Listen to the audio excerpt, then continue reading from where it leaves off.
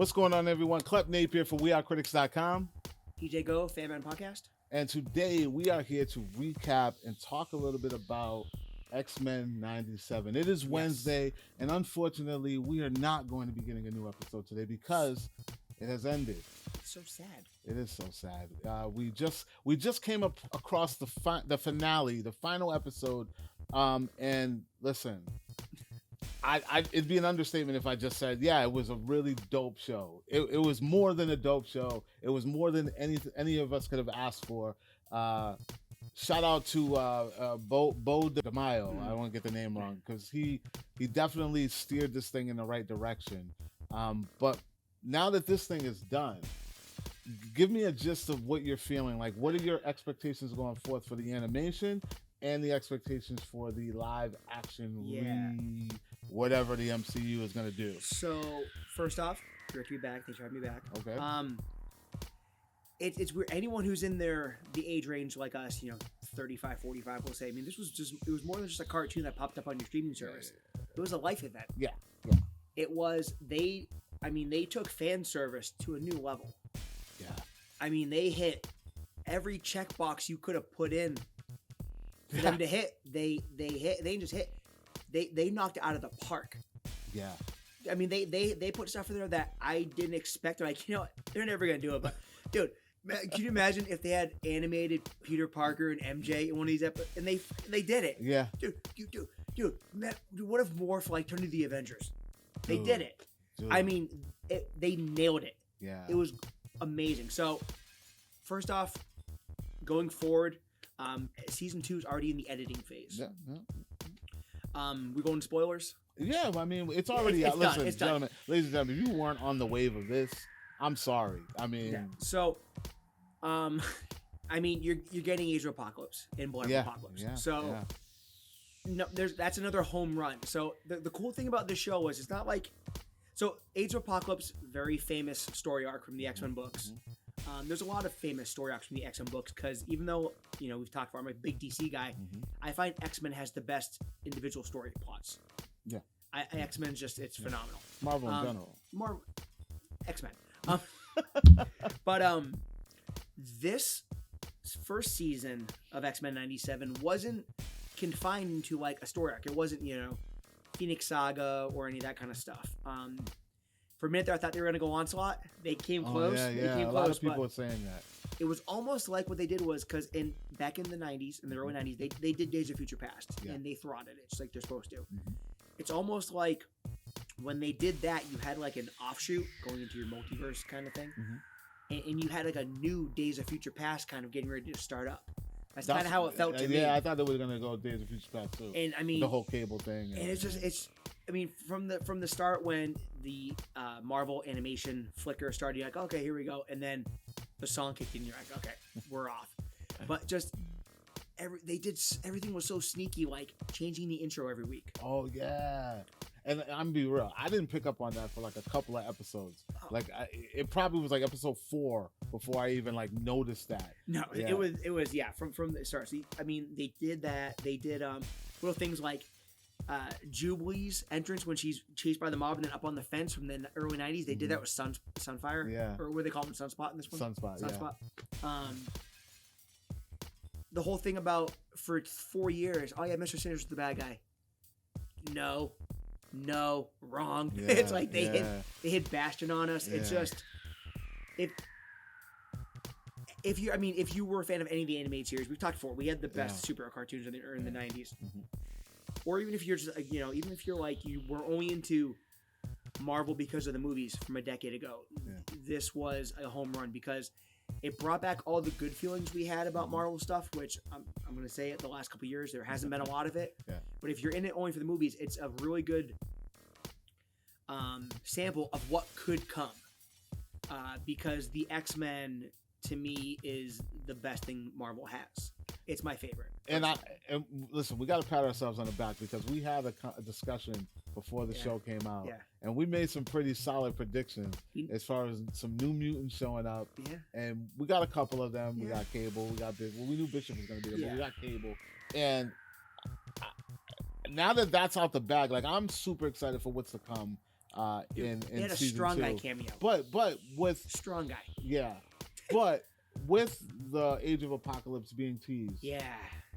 and this is my only nervous feeling, because although it was a great season, and a lot of people agree with me, Yep. a season. Sorry, this was a great season.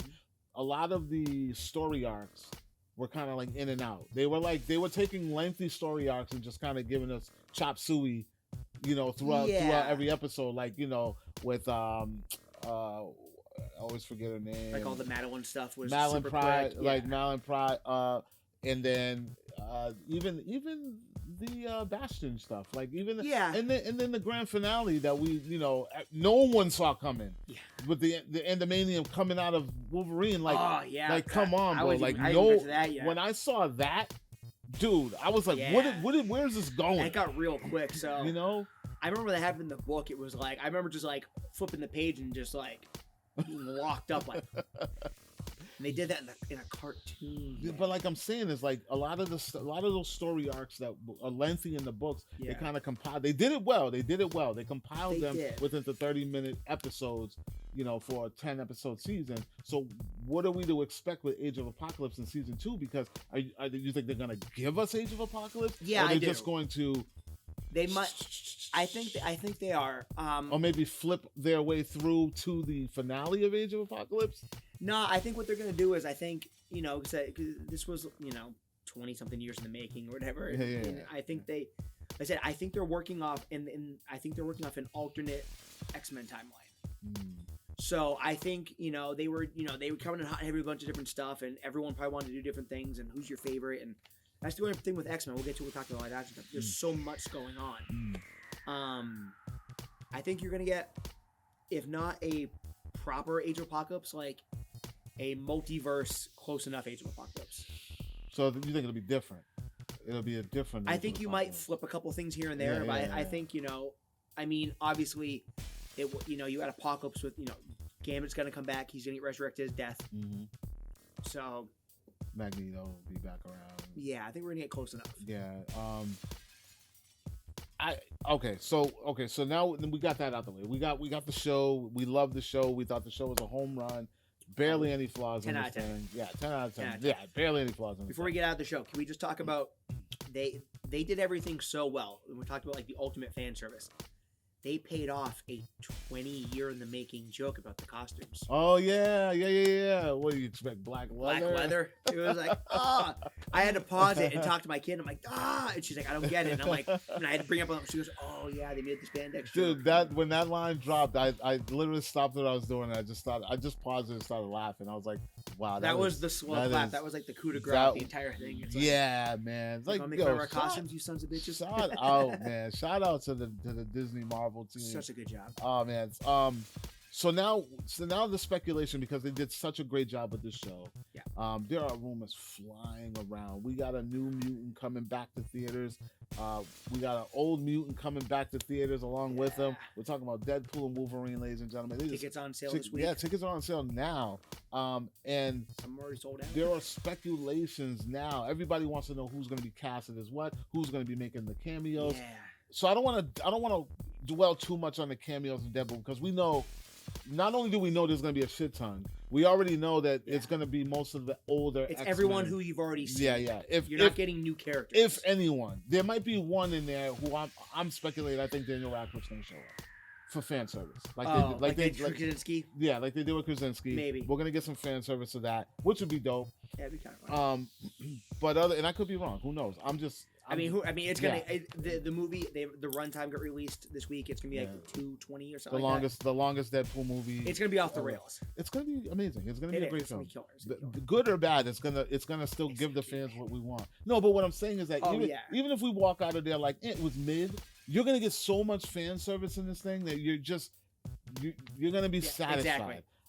Because a lot of people think Endgame is mid, but come on, you cannot take that Avengers Assemble moment from us.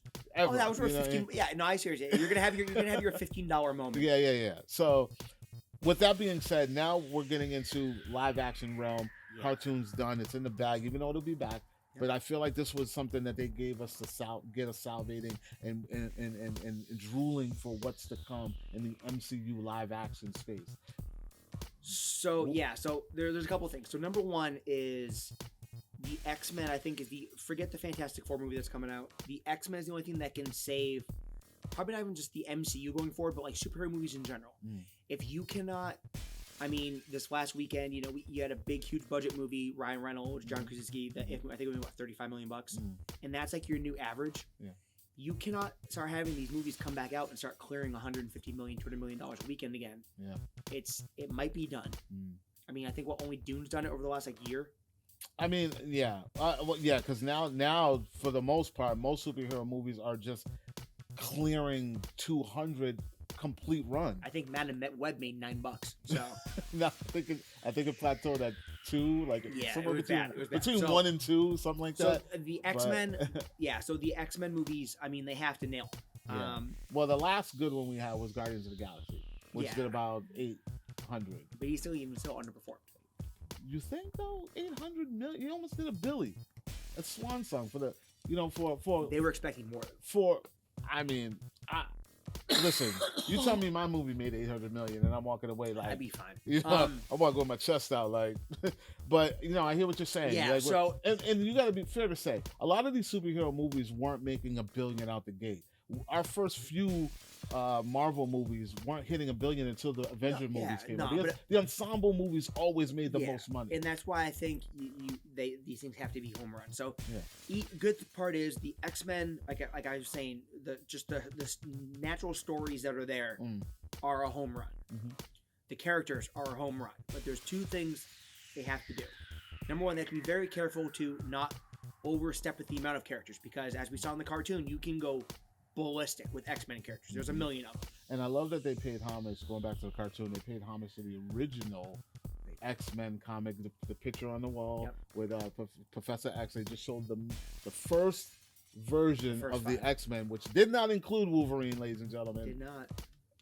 I'm kind of hoping we go there. I would like to. The only it leaves room. It does. The only problem with that is you already did a movie called X-Men First Class. Spoiler: it was not the first class. But I think X-Men books are sound like crazy. The figure X-Men's are the hot thing right now. All these kids are starting to realize how good it is. Yeah. I think you have to kind of start off with everyone kind of in their places like they are in the cartoon.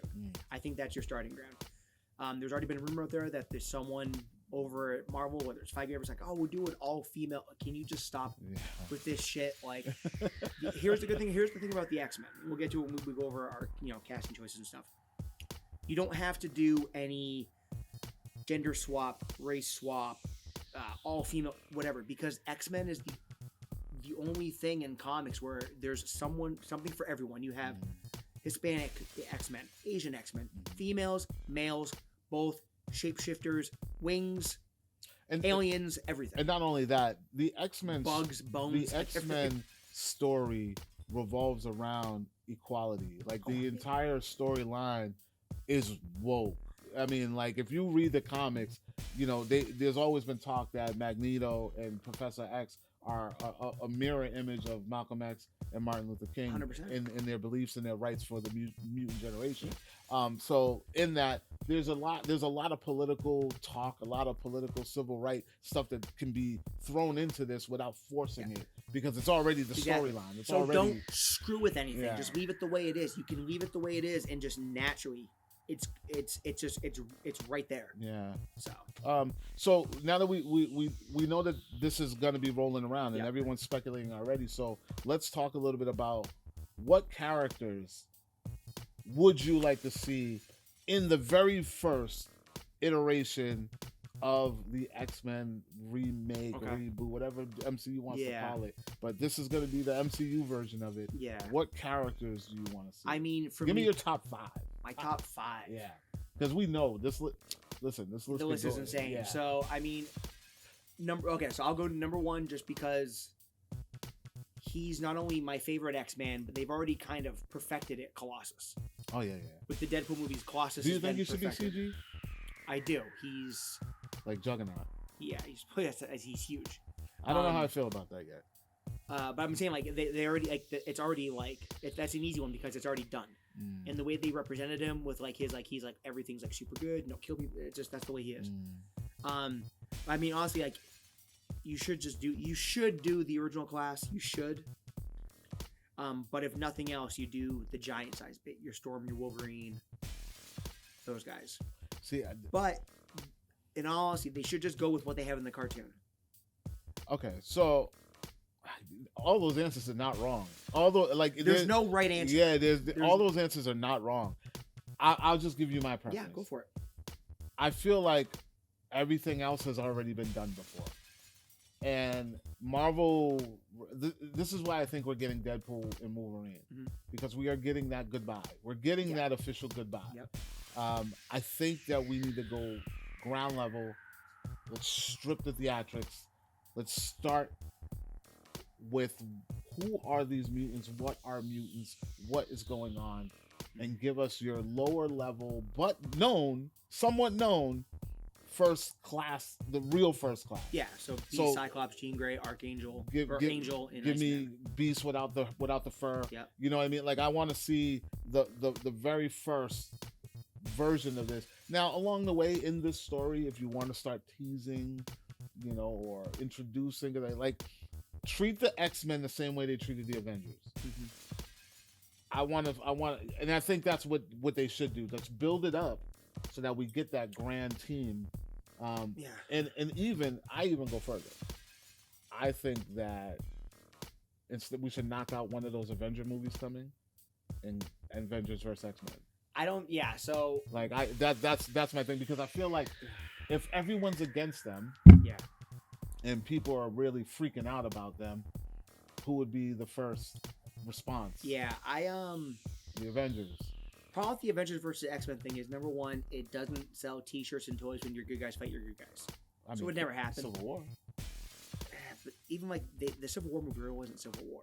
Yeah, I know, they changed so much. That's my favorite. Personally, I thought the X-Men Avenger storyline was garbage. Really? I did not like it at all. Really? The entire concept of it was just lame. I thought it was a great event. I agree that, I mean, in theory, you should do the core 5, go through all their movies. You should even do the Secret War movies. Yeah. You should just scrap everything that was coming down the pike. You should just scrap and just start over. And then what you should do is, when it comes time for these guys to age out or whatever, then you should do giant size and do that team and so on and so on. But they're not going to. So the way I planned everything out was, I thought we were going off the show list. So all my casting choices are off the show roster. Okay, go ahead. I think that's how they're going to do it. So, right, so give me your. I know your teams. Yep. If you can name them off real quick so everybody knows, and then go into your casting. Like your blue and gold team? Yeah. Okay. So, your blue team. So, Wolverine, obviously, is not going to be Hugh Jackman going forward. Yeah, we know that. There's always been I mean, it's a tough one, because not only, like, is he such an iconic character, the Hugh Jackman performance is it'd be like replacing Iron Man. It's hard to do. The rumors have been out there forever. Taron Egerton doing it. I'm cool with that. Just do that. Yeah. That works. I'm actually really cool with that. I'm cool with that. Yeah. Let's see here. Blue team. Professor X is a super tough one. Anyone. I mean, you give anyone a bald head, that's true. Well spoken. I went. I mean, obviously, again, the Patrick Stewart thing was just like, it was perfect. It was perfect. Yeah, it's a no-brainer. I'm going Ewan McGregor because he's Obi-Wan Kenobi. But I mean, let's keep him British. Why not? Right? Why not? Let's do it.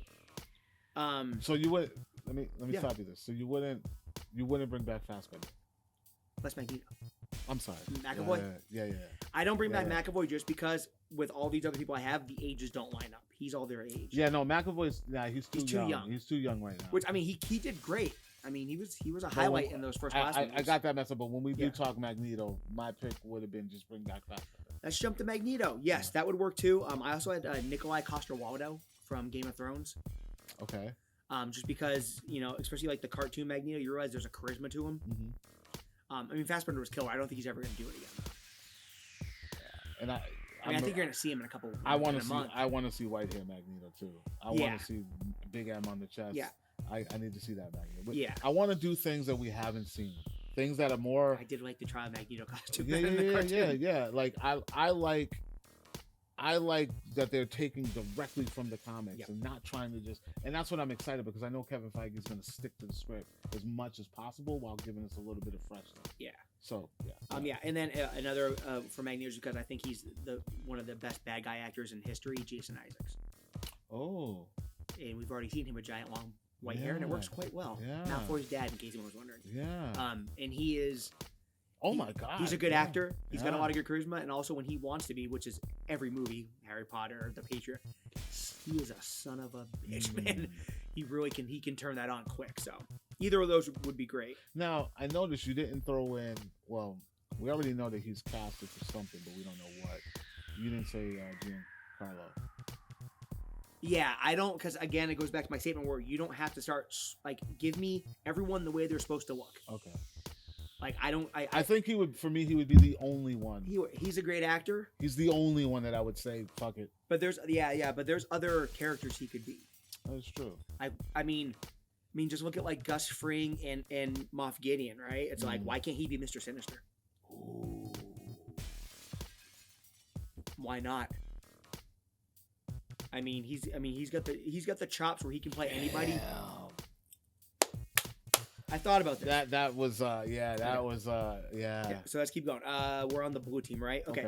The one I really had trouble figuring out was Cyclops. Really did. I don't even have a Cyclops answer. I'm thinking there's someone I don't know about, some like Vampire Diaries guy or something like that. But that's the thing though. Are we going older or are we going the age he is in the I base everything off of the cartoon going forward.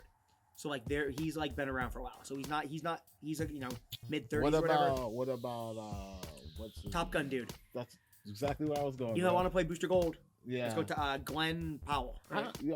Unpopular opinion. I honestly think that Star-Lord would be a great Booster Gold. Yeah, and also so the other two was like, I was never really a fan of plucking DC guys to be MCU and vice versa, but Yeah. I did a couple on this list just because they've done so many of these projects now that a lot of the best actors have been plucked off. Yeah. So the kid who played Nightwing in Titans, I could see that too. As Cyclops. He's already played a leader of a major comic book team. Yeah. Using the Pirates of the Caribbean movie. Yeah, so I could see that. it could happen, whatever. Yeah. Cable. I've kind of lost my team rankings here. I know the blue and gold switched so many times, but Cable. Talk about plucking from DC. Alan Richardson, Reacher, as Cable. Played Hawk in Titans. He would have been my Cyclops. I mean, not Cyclops. My Colossus. You don't need him for Colossus. Is a giant CGI dude with a voice. But see, I was going opposite than CGI. Yeah, that's the thing I was going. So he's my Cable. Really? Yeah. Go ahead. Okay, let's see who else we got. Rogue. Rogue's probably my second favorite X-Man. Okay. I think Marvel is gonna pluck her for something anyway, somewhere along the line. So let's go. They're gonna put her in something. So Sydney Sweeney plays Rogue. I thought of her, but I don't know about that role. Not Rogue. That's fair. I thought maybe Jubilee. Not Asian. Oh yeah. Again, you don't need to start swapping this stuff out. Definitely not Rogue.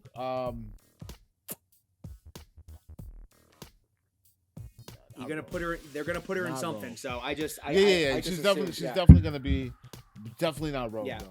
Jean Grey, Alexandra Daddario, for Jean Grey. I wanted her to play Rogue years ago. I think she's a little bit older now. I think you're kind of flipping the ages a bit on it. But I want to see her in a superhero movie. I like her quite a bit too. Gambit. Gambit's a tough one too.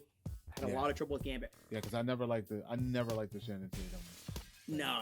And like, was it Taylor Hirsch or whatever his name is? The kid from Friday Night Lights. Was him in the, Yeah. So here's the thing with Gambit. It's probably much like Cyclops. There's probably someone out there that I don't know about. Some like a CW kind of guy who's like super duper charming. Like part of me wants to say like a Robbie Amell or something, but I don't think he's got the acting chops. So go back to Sweeney. Yep. Emma Frost. They could do that too. Emma Frost. You do too. I just assume they're gonna put her in something. And I mean, she'll fill out the friggin' jumpsuit if nothing else, right? Dude. The fuck? You know me. Jubilee. Yeah. There's a show on, I think it's on Netflix called To All the Boys I've Loved. Oh yeah, she's great. Yeah. Anna Cathcart. She's not the main one. She's like one of the other ones. Oh, okay. But she's 20. Mm-hmm. She looks like she's like 16. Okay. She's one of the biggest up and coming Asian actresses out there. So that's who I have for Jubilee. Okay.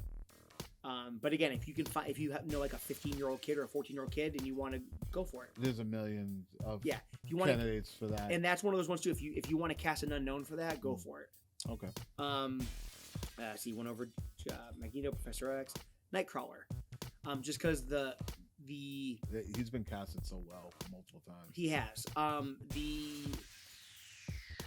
the addiction to pull the top name talent for some reason. Yeah, they need to chill with that because that's what made the MCU what it is now. Like there were like a lot of people that we weren't familiar with who we ended up loving because they had the talent. Marvel can't help themselves now. Yeah. So Timmy Chalamet is Nightcrawler. Is Nightcrawler? He's got the hair already for it. He does have. He's wiry as shit too. See, I would have went a different route with him. I honestly, Nightcrawler, I didn't know who to pick. Yeah. So I just figured who's. That's why I started going through the list where I'm like, who are some actors that they haven't plucked yet that they're just gonna not be able to lay off of, and he's one of them. Yeah, I wouldn't waste him for that role, and I don't mean waste in a bad way. I just feel like he's just more potential there. Like but if you get like I don't have her on this list, but later on if you reintroduce Mystique and you go down the mother route with him, the acting and stuff like that. I don't know. It was again some of the it's a tough call. I just think that the chance of them laying off some of these names just is not really reasonable. Bishop. Method Man. What's up? Method Man. Back in the day, it would have been killer. Shamir Anderson. He was in John Wick 4. He was the dude with the German Shepherd. Yeah. So you've already seen him in a big action set. You know, he can handle the firearms and stuff like that. Yeah. Pretty good sized dude. I saw him in something else too. Yeah. He's on some show, I think, too. So let's do that. I would say him or the other gentleman from Constellation. Yeah. He was also in Abigail. Yeah. He's not bad. Or again, if you want to go something unknown, that's cool too. Bishop doesn't technically. I mean, and the other thing too is when you're doing Bishop and Cable, they should not. Even though, okay, I love Bishop, I love Cable. Bishop's my favorite characters. You shouldn't do either one of them because you don't want to start going into time travel right away. Yeah. But they're in the cartoons. I put them on the list. Storm. So Storm's a tough one. Was it Janelle Monáe's already? I like that. That's cool. I like that. If not, I'm gonna do my last pull from the DC. I don't know if she has the height though. Yeah, I don't think it matters at this point in time. Yeah. Holly Berry's like what 5'2". Yeah, that's right. But if you want height, pulling from DC one last time, Anna Joke, who played Starfire in Titans. Checks all the boxes. Yeah, you're right. She's a stunner. She's got the height. Height. Physicality. Yep. Yep. That's not a bad one. That's not a bad one. Yep, and she can already pretend in front of a green screen and shoot some out of her hand. So close personal friend. Me and the Titans were like peas and carrots. Yeah. Okay, so now and then a couple of the little like weird ones. Dazzler. Anybody but Taylor Swift. Leech. Who? Leech. From the Morlocks. The little kid with the beanie, the green kid. Okay. So I thought you were still talking about Taylor. So no one. You don't have anybody for Dazzler? I don't care who you pick. Just anybody but Taylor Swift. Oh my God, there isn't really. Don't do Dazzler. Don't do Dazzler. She's really just a novelty. Like you already have Drew. I'd rather do Jubilee than Dazzler. Listen, I would rather have Dazzler with a small portion of Taylor just showing up than You're gonna get that in Deadpool, I think. Yeah, than to just cast her. Yeah. And have her around because she's not really like a character that you need around. You don't. So it's like might as well just give it to Taylor and just let her pop in. If you need another younger female character that blows stuff up, just use Boom Boom. Yeah, like I just think just to give the fans a good honor. Hey, she was there. But I think you're gonna get that in. Just give it just like they did because they did that in was it Phoenix Saga or was it one of the Fox? One of the Sansa Stark Xmen movies they did. She was like at the school. Yeah, she was in Days of Futures Past. Oh, that's what it was. Yeah, that's what it was. Yeah, that was the one she was in the park. And that's what it was. Yeah. So yeah. But I don't yeah. even know So who that was that played her. yeah, I don't know. Talk about names they can't lay off. Usually it's Finn, but like they can't lay off the Stranger Things kids for stuff. Yeah. So grab Gatlin. Give me Dustin as Leech. I think it's their time. It is. No, 100% it is. Let those kids shine, man. 100% it is. You got a handful of X-Men just in that cast. Yeah. Just there. Yeah, I honestly, I almost wanted to grab Millie for something. Millie should definitely be in the MCU right now. She should. She should definitely be in the MCU right now. Who she plays, I don't know, but because we're so stuck on the core group. Those are so specific. Yeah. I don't see her or Sweeney filling the shoes of anyone in the core group. No. That's why I put Sydney Sweeney in the rogue spot too, because as much as I like Anna Paquin, she wasn't rogue. Nah. You know, they handcuff her or something. Rogue juggles cars. Give me a break. Yeah, no. But yeah, but with the Stranger Things kids, give me Dustin as Leech. Okay. And just because I think that'd be funny. And then here's the last one. This one's kind of goofy, right? Morph. Give me Jim Parsons to play Morph. Sheldon plays Morph. Yo. I don't know though. I always see him as small though, Morph. Yeah, and I feel like Jim is a little too lanky as hell though. Yeah. But that's not a bad one. In like the mannerisms and stuff too, like what he had in the cartoon. Like every time he was on the screen, I was like, oh, it's Sheldon. That's not a bad one. Every time I saw him, I was like, oh, he's moving. He walks like Sheldon. He moves like Sheldon. That's not a bad one. Yeah. So that's my 10-hour notice X-Men list. Oh man, look at that, man. Listen, they're not bad. A lot of them are. There's only two that I'm just like, I want to stay away from Sweeney, Millie Bobby Brown for the right MCU role, not X-Men. I hear you. Just the right MCU role, and I don't think we've seen it yet. I don't think we can do it. Actually, you know who Millie Bobby Brown be cool for? Mm-hmm. Psylocke. Betsy Braddock. British helps. Yeah. I mean, if you imagine, so that's just we're going off the rails now, right? Yeah, it works so well in the Enola Holmes movies.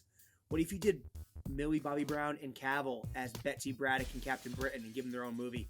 Dude, they played the sister brother thing perfectly. They've been trying to get Cavill to do Captain Britain forever, but oh my god! But there's rumors that he's in talks for something. He's in talks for. He should be Victor Von Doom. You think he should be Doom? I think he should be Doom. If they already have him locked under contract for something like that, I'd rather see him as Doom than see him as something in X-Men. But I'd rather see him. I mean, Captain Britain would just be dope. Sneaky cool character, Captain Britain, man. Cavill is Doom. Or Union Jack, maybe. See, I'm still seeing Doom as someone not very important, like not very popular. But I'm not going to take away from Cavill. I think Cavill is a villain and something that's needed. He'd be killer. My Doom pick going back 3 or 4 years was Anthony Starr from The Boys. Okay, because the other thing too with Doctor Doom is not only he's like super duper intelligent, but again, I've used this word a bunch of times. There's a lot of these really good Marvel characters that they just have Doom has this presence and this charisma to him. Yeah. And you have to he's he's charming and stuff, and they've never nailed that on any of these bad guys yet. Yeah. But whatever they do, they seem any of these bad guys, whether it's Magneto, all these bad guys going forward, it's like do what you did with Loki. They nailed Loki. Stop killing the bad guys after half a movie. Yeah. Yeah, there's still a handful of villains that we need to see keep coming around. Yeah. I'm so upset about what they did with Batroc. Like I thought he was one of the greatest standout villains in the MCU. Yeah. And now we don't have him anymore. It's come on, man. And then we got Sharon Carter. Come on, man. I know. Yeah. So listen, I'm super excited. I'm still I don't know who we should have casted. I don't even know what characters I want to see. I just know that X-Men 97 has given us a good platform to build off of. Yes. As far as, and I know they did this on purpose to keep us. Who do we fall in love with so that they could bring to the big screen? They were definitely mining for information. 100%. Yeah. So, 100%. Ladies and gentlemen, let us know who do you think should be who, and what characters would you like to see in the live action X-Men? And let us know what you thought about X-Men 97, because like I said, it is Wednesday, and we're not getting a show, so we might as well just keep talking about it. Every Wednesday, let's just talk about it. Comment below every choice I made that you hate. Yeah, definitely. Everyone you hate, everything you love, change the suggestion, anything. Like, comment, share, guys and girls. Make sure you subscribe. And of course, for more movie news, television news, and pop culture, check out wearecritics.com. And DJ, where can they find you? FanMen Podcast, wherever you get your podcast, at FMen37 on Twitter. We do the Instagram thing not as well as you, but I'm working. I'm trying to figure it out. So, but yeah, we're at SoundCloud, wherever. So there you go, and we'll catch you all later.